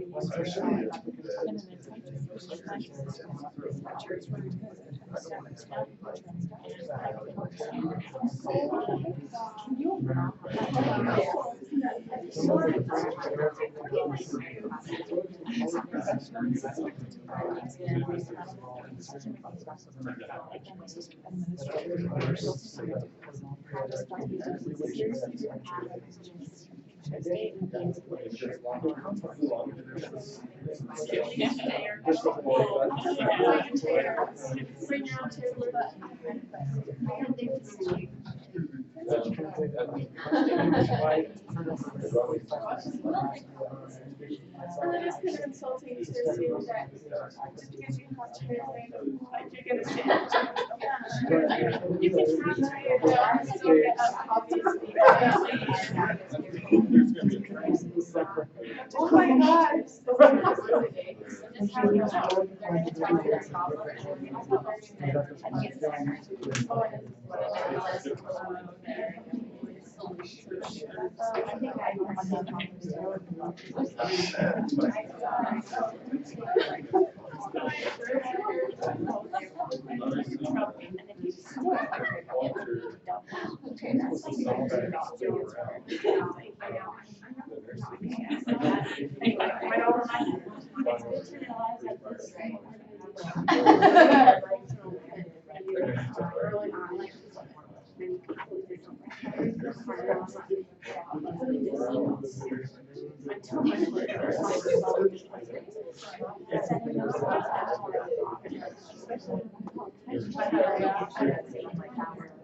was like,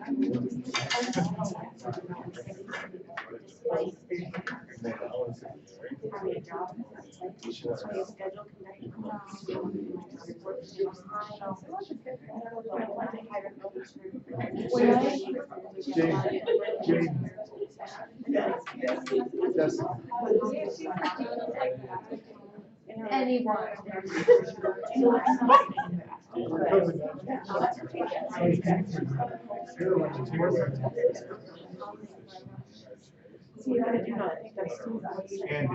what are we doing?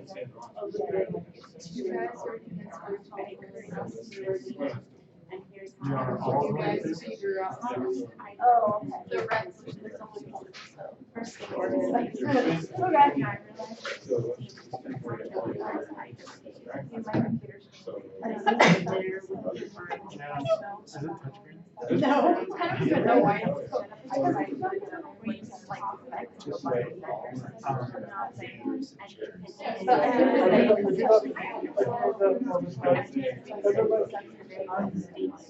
Right, so there's times I'll sit there and like conclusions on the tissue.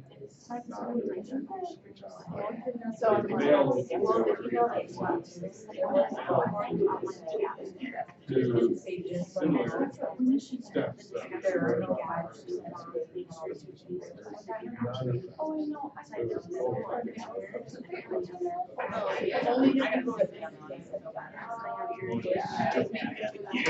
Yeah, so it's pretty awesome. It was, yeah, that's what it was. And I see it. Way I tested for, I considered that it's not like, is it way many people shy away from this? It's only not very Anyway, that's That's a lot. Kidding. Oh, okay, so Especially because we get larger. You're thinking, it's worth 7%. And also like it's so is that the answer? Is that the question?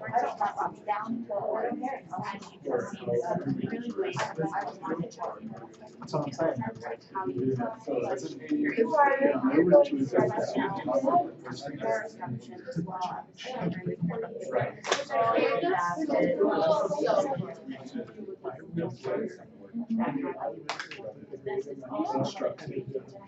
Okay, you guys, I think you're ready to go.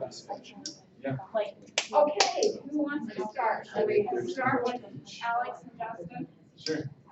All right, what you're going to do is you're going to come up in front of the class, you're going to present your problem. I would just assume, that you share the information, but you don't have to read the letter as it is. So this is the problem. The whole class is going to help you solve the problem. And if you have suggestions, you certainly can do it. So go ahead. I think there's several problems here. Is there one specific problem that we have to identify? Identify all of them, actually. If you need to read the letter, that's easier, Yeah, I but think nobody else in that's the class, pretty except for maybe your table, is gonna help you a little bit. No, but these guys won't.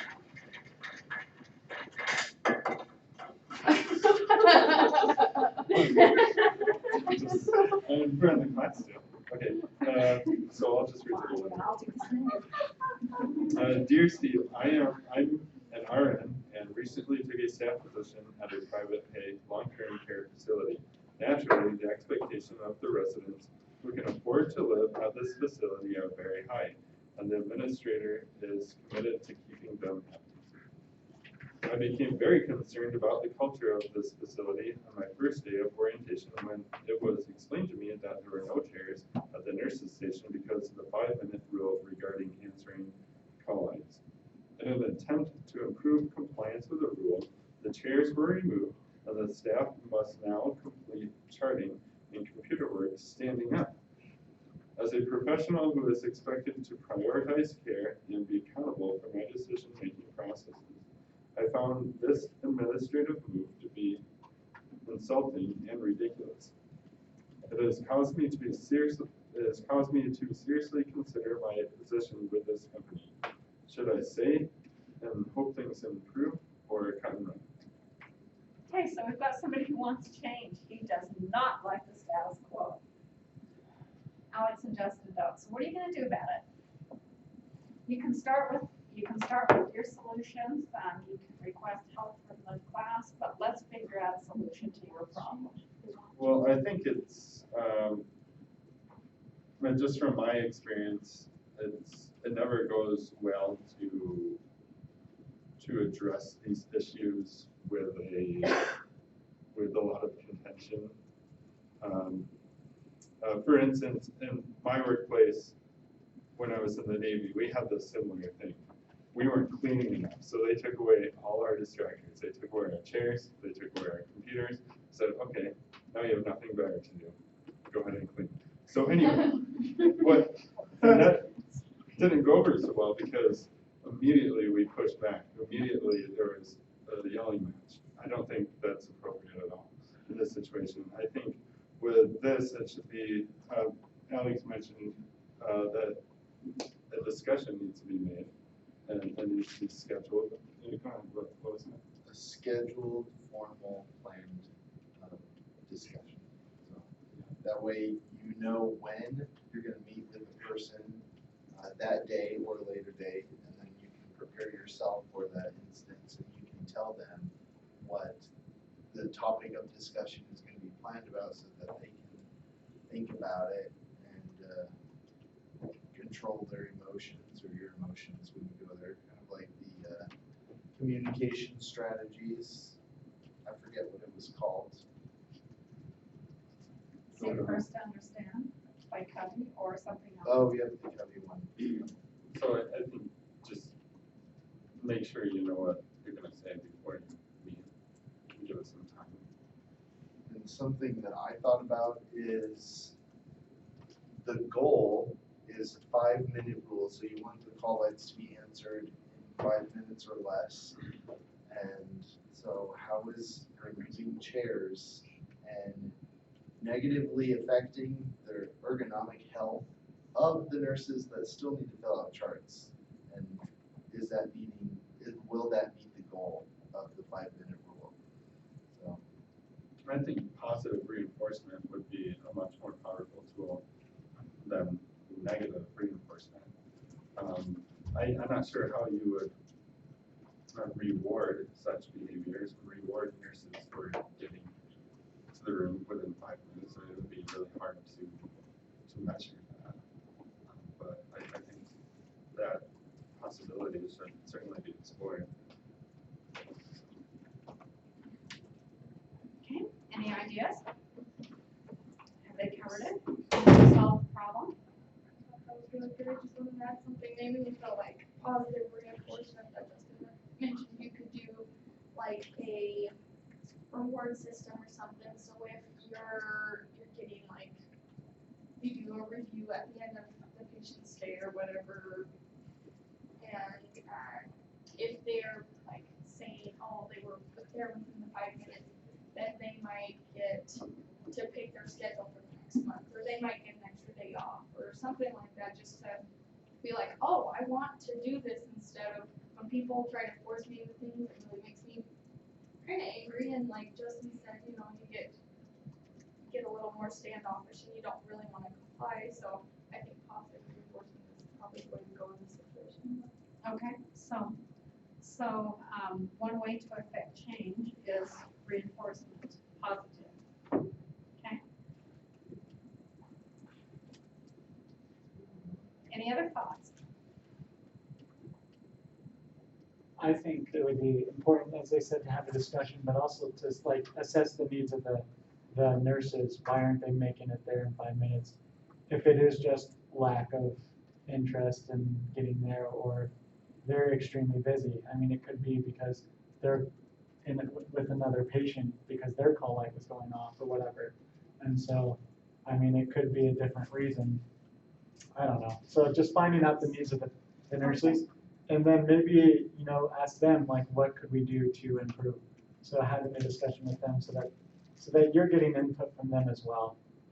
Not just assuming you know why. So Evan, it sounds like maybe you're proposing a root cause analysis. I guess, yeah. Awesome. Okay, that's a great idea. What else?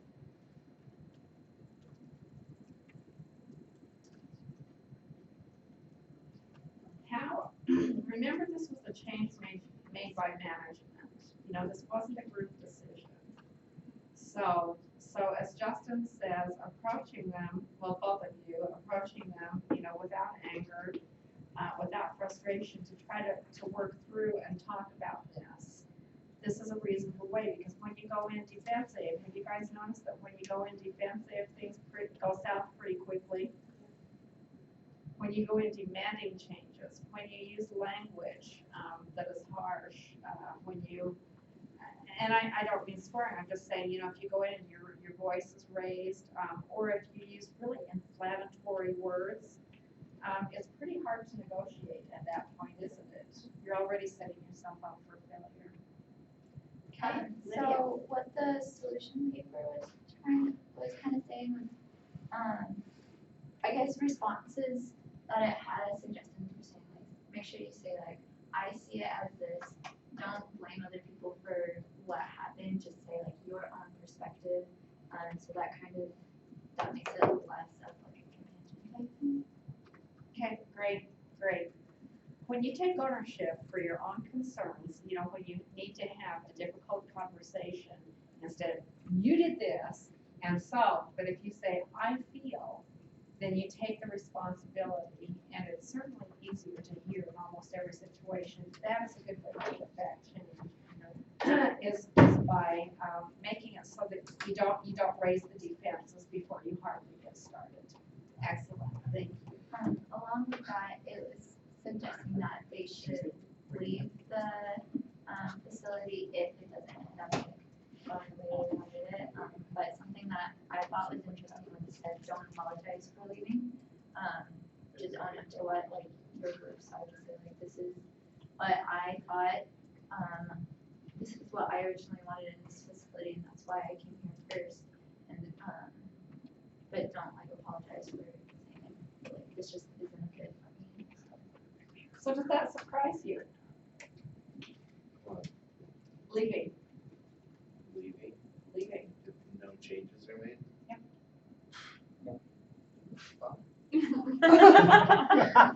Find your nurses somewhere else. Ladies, is there a gender-based difference here? Would you stay and try to keep the peace, or would you feel comfortable leaving without apology? From which perspective? What's that? From which perspective? I'm saying like, are you the Okay, nurse so- or are you the manager? No, so if you're the nurse, so this is a nurse wanting that, they're unhappy because they came to a place, you know, it's a very high level of care, and so they want this change, they want their chairs back. And so if the management still just refuses to do it, if they just simply aren't going to accommodate you, are you gonna stay and complain and be angry? No. I'd be Some out of people here. might, but okay, good, so. Well, I mean, the computers are down here, so you gotta, you know. I would bring in my own chair. That's Putting a camping chair. Then when they're like, oh, you brought your own chair. Oh, yeah, I did. Oh, I got tired.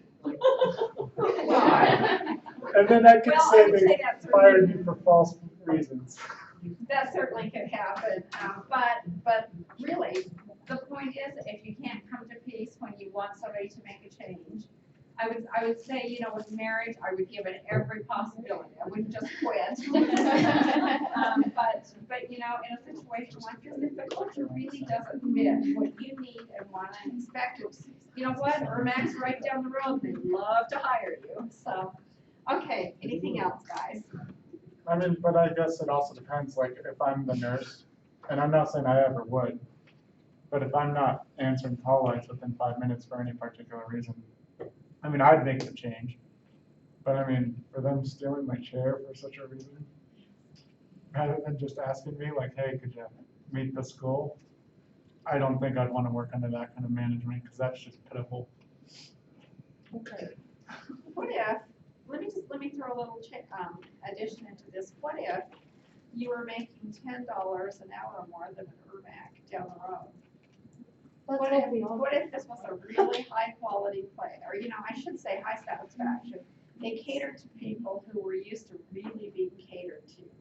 And so they were that serious that they wanted you answering those call lights instantly, and so they did it to make a point. So what if the pay is $10 more an hour than what you could get somewhere else, are you still gonna just quit? I think it goes back to your values.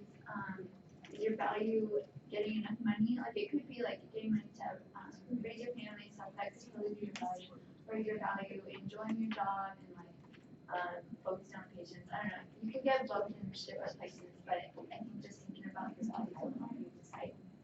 I think that's very good advice. Again, you have to decide what's most important to you.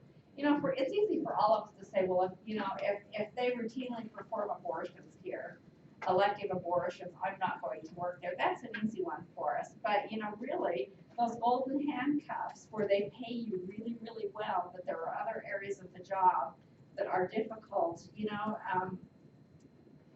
either could be right, because maybe taking care of your family and needing that salary is what you need to do right now. In other situations, if that's pretty lame and you just want to quit, because you can get another one, that's probably valid too. And did I see any other comments? All right, good discussion. Are there any other points that we need to know? Or have you pretty much covered them? I think we better get going if we're gonna do some more of the scenarios. You think, huh?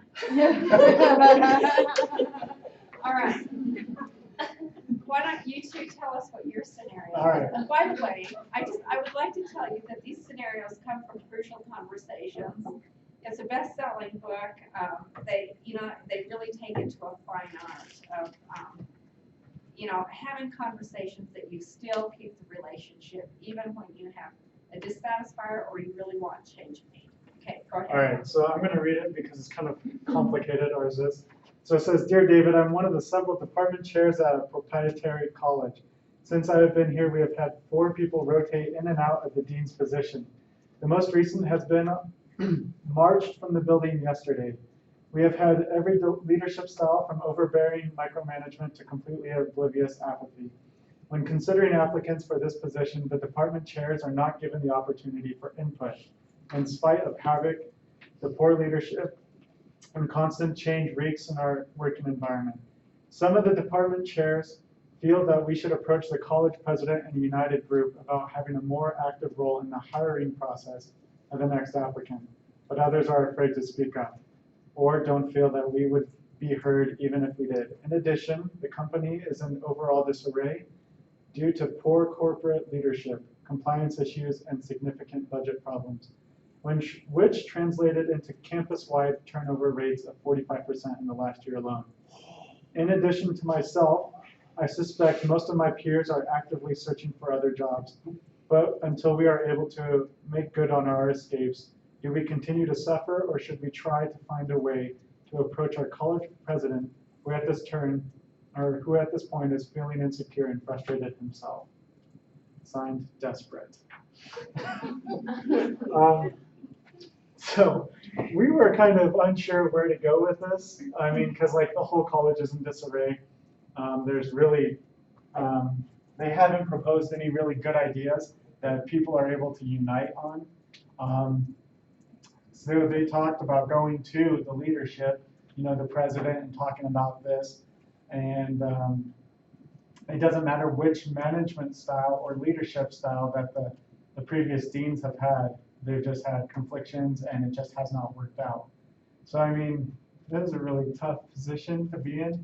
I mean, 45% turnover of the previous staff, or of your total staff, and then the other half are already thinking about jumping ship as well, but they're unsure what to do. So, I mean, I'm at a cross, what would I do? I probably would, I don't know. I mean, if it's worth saving, I mean, it's college, it's for its students.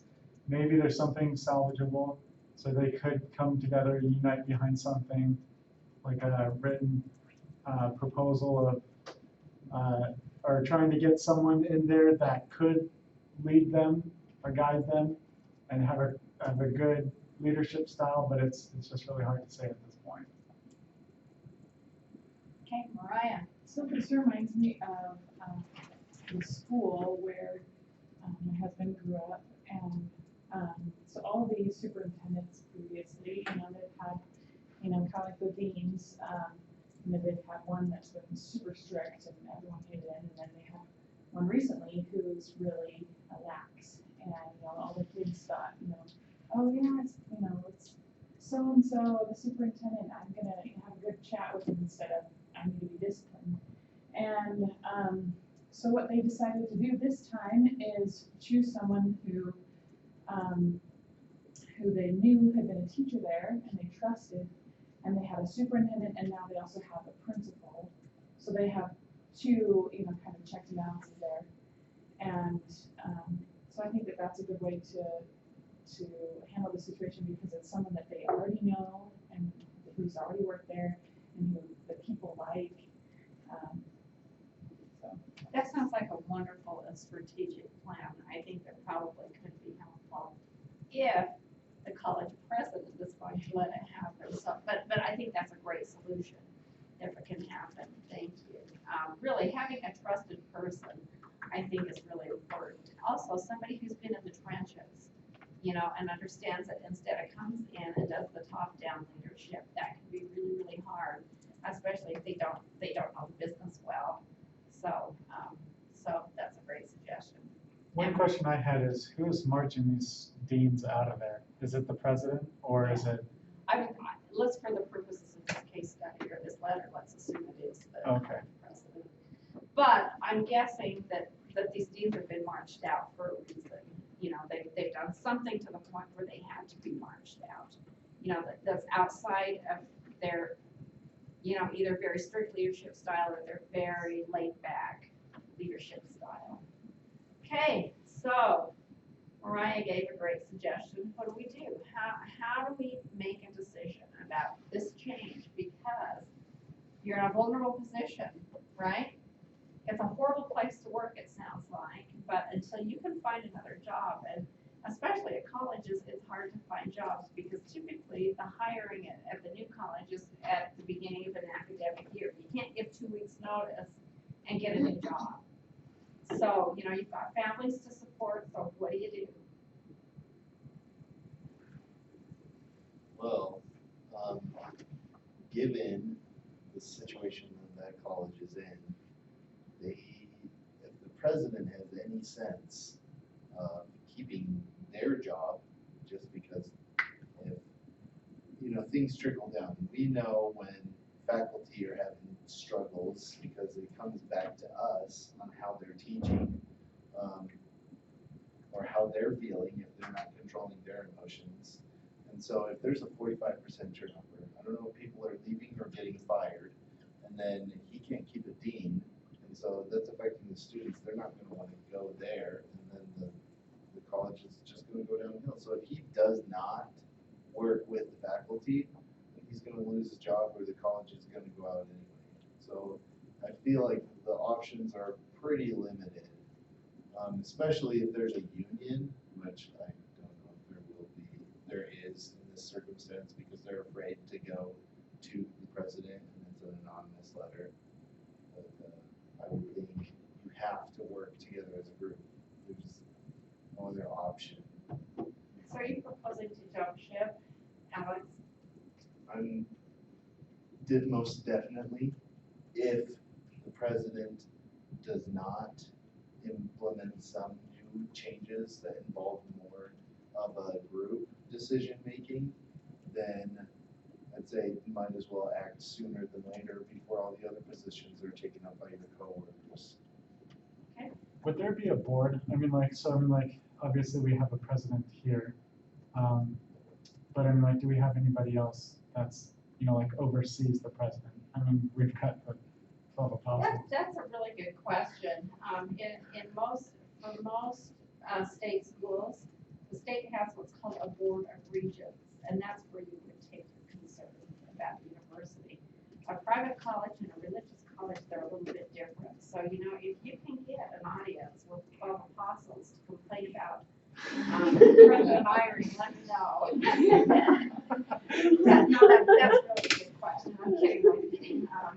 Well, I'm not saying for this particular college, but this one, I'm thinking maybe you go higher than the president with a written proposal like, hey, this is what's currently occurring at this college, and if I mean, like, we want to see a successful college, we need something implemented, and it needs to be happening now. That's a really good question. When you go back, I believe in the first sentence, it said this was a proprietary college. Uh-huh, Is that right? yes. Okay, so what's a proprietary college? No idea.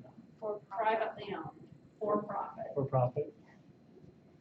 And so you're not going to have a board of regents, you're going to, have maybe a board of directors. If you've got shareholders, it's possible it could be a private person. So it may be a little bit harder getting an audience with somebody above the president. But like if Alex explains, these people are gonna be interested in losing the millions of dollars that they're gonna lose because students aren't gonna be coming there because there's not gonna be any teachers or whatever else. So I mean, like, I think you would get an audience much quicker if it was privately owned and there's these shareholders or stakeholders, whatever they are, they're gonna be like, I'm not losing this money, so let's do something. I think in a fair world, I agree. It could be that if the college president has the ear Yeah, of the board members, he could totally turn, this faculty who's writing and who's desperate into a villain and saying, oh, he's a crazy, let's fire him, so, he's the one that's stirring up the trouble. And so there are all kinds of politics. I think, in a fair world, I think that's a great suggestion. And so if you know you're in a fair situation, you can do these things, but always pay attention to the politics too. yeah. Okay, you guys at this table, any advice? Well, it kind of talks about in here that like if you were to want to go talk to the president, you just talk about how like being involved in like the new hiring process would be beneficial to him, not so that, you gotta give him, benefits to letting you be part of the team. Exactly, and I think you guys have expressed that pretty well, that if you can help them understand how this is going to benefit them, you have a much better chance of facilitating this change. Anything else, you guys?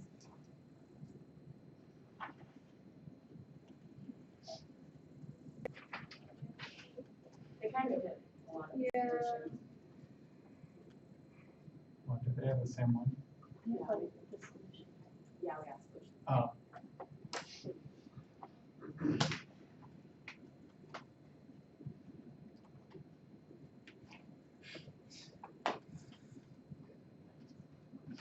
I think we kind of mentioned it, but it just says here to have a backup plan, so if things don't work out, like we said earlier, just kind of start looking for another job. You can't do anything here, and you might well get fired because you're trying to make some changes that the president doesn't agree with, so just start making plans if you see it going downhill, or just have backup plans. I think that's the recommendation. I think that's something for you to keep in mind, because in spite of your passion, in spite of, your best efforts to try to make a change, sometimes things won't go the way you want them to. Sometimes, if there's somebody who's more powerful than you, the change may not be made. And so that's why I said, Alex, so are you gonna jump ship? Well, you need to keep that in mind, that may be an option you'll need to do.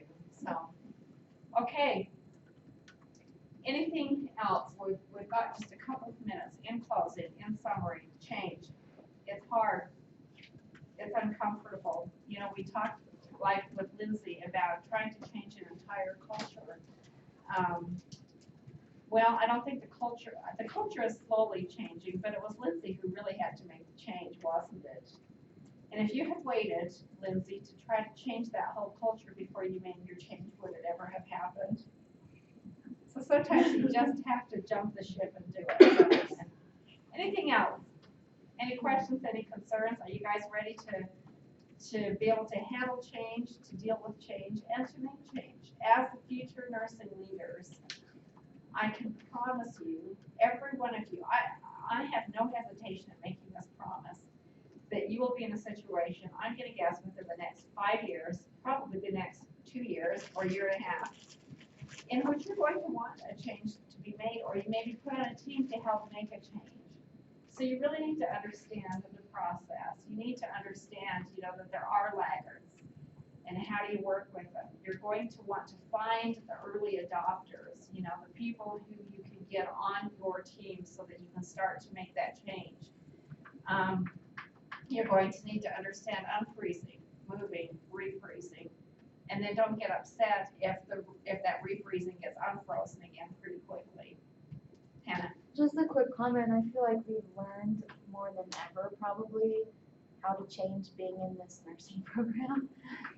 So much has changed just from like prereqs to being in the program, and then within the program things have changed, whether it be classes or just having to change our schedules even. So I think we've been able to